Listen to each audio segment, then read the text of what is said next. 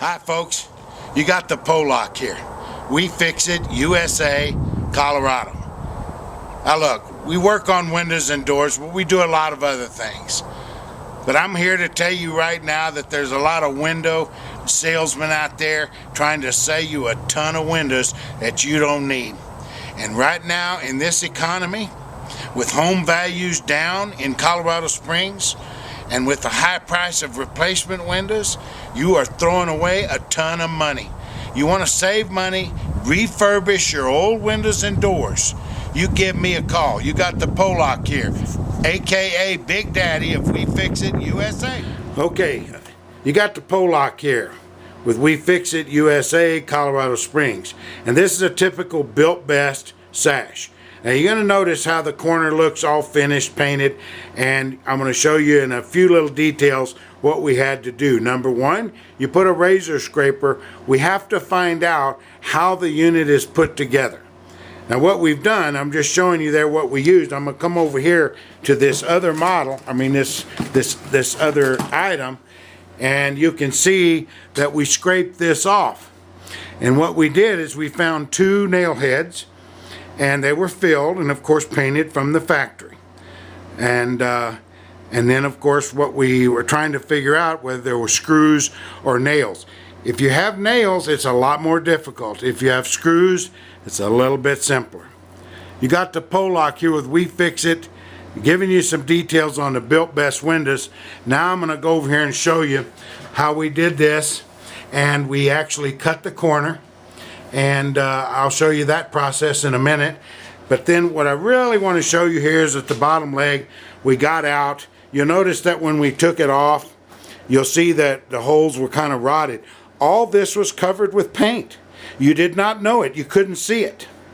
You saw a little bit of evidence of it right here on the edge of the window, right there. And that was it. But now I'm going to go ahead and pull this bottom part of the sash off. And we've removed it, and I want to show you some of the details.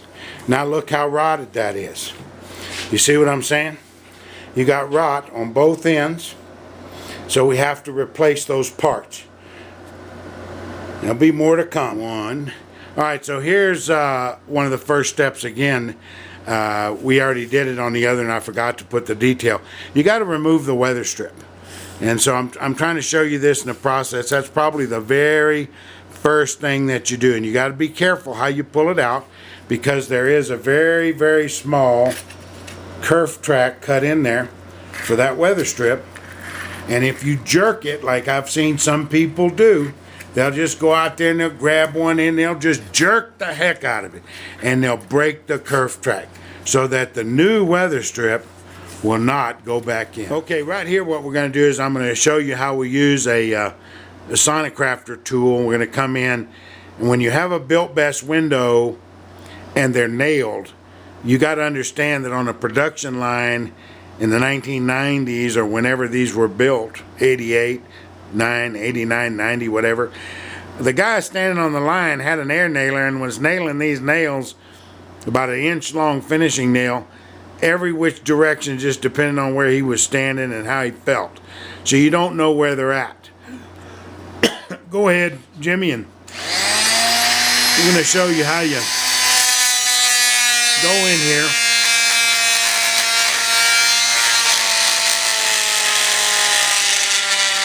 And obviously we need to use a metal cutting blade.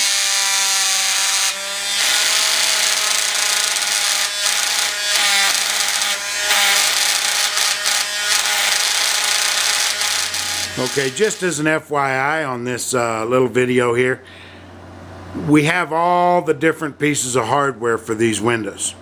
The little arms that you see here. Now, for purposes of what we're doing, we need to remove this. So that's what we're going to do right now, because you can't cut into there because of the metal that is on that arm. And you can see here, that's what it looks like when it's removed. And of course, the holes will all line up when it goes back on. Of course, if you build a new sash, then obviously those holes are not going to be there. You'll have to line up your hardware and that type of thing. And that's another reason why, if you don't know what you're doing, you know, this is not like one of those little things they show you on the DIY network that's like you know, 1.5 screws or something, which means if you got your wife with you and a glass of iced tea, then anybody can do it. That's not the case here, folks, and I don't want to mislead you.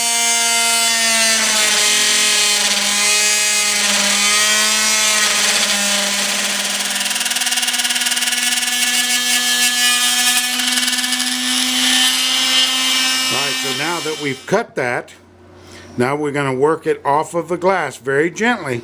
You got to be careful, because look how that, look at all this right here. This is like old, it's not caulking, that is like putty. And some of it, sometimes you run into it. One year they used some that it's just dry as a bone and hard as a rock. This particular one is like a glazing putty, it looks like, and it's much softer, but you never know. And when you start pulling that window sash piece off, it'll just crumble and break. So you got to be real careful. So here's another issue that you want to make sure that you do. And between the two sash pieces, if it's an old window like all of these BiltBests are, they've been painted, they've been caulked, the painters caulked them, they've glued them.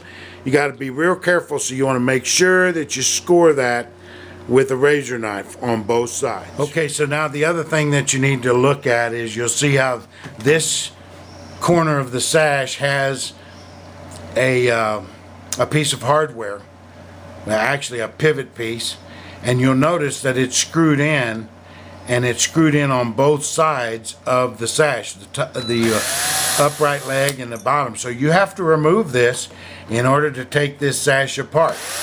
Otherwise, when you start pulling on it, it'll just break up into pieces, and you'll see what I'm talking about.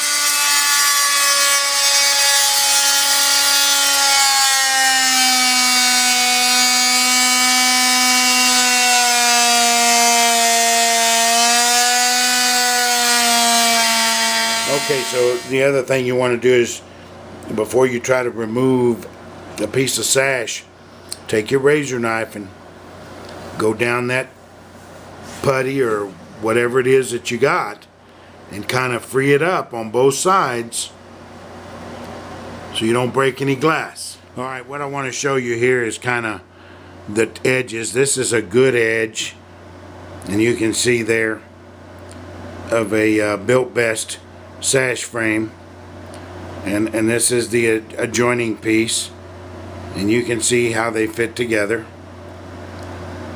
like that. Okay, here's an example of, as you clean each piece of sash, you're going to notice how that putty or whatever sticks to the wood. You need to clean all of that off. You cannot reuse it, so you know, don't even think about it.